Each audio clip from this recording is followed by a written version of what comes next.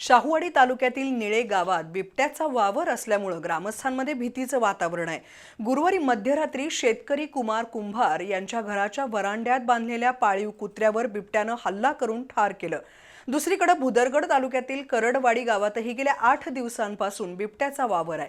तरीही वन विभागाकडून कोणतीही ठोस उपाययोजना होत नसल्याबद्दल ग्रामस्थांनी नाराजी व्यक्त केली आहे।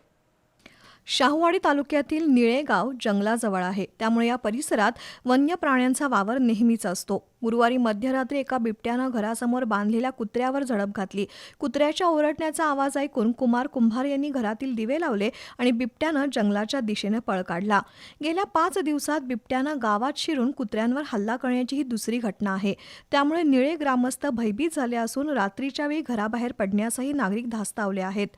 दुसरीकडे भुदरगड तालुक्यातील करडवाडी गावच्या परिसरातही बिबट्याची दहशत निर्माण झाली आहे। यापूर्वी 2दा ग्रामस्थांना बिबट्याचं दर्शन झालंय, पण तरीही वनविभागानं कोणतीही ठोस कारवाई केलेली नाही।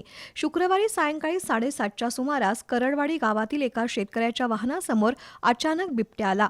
एखादी दुर्दैवी घटना घडल्यानंतरच वनविभागाला जाग येणार का, असा संतप्त सवाल आता ग्रामस्थांकडून विचारला जातोय। अन्यथा वनविभागाच्या निष्क्रिय कारभाराविरोधात आंदोलन छेडण्याचा इशाराही ग्रामस्थांनी दिलाय।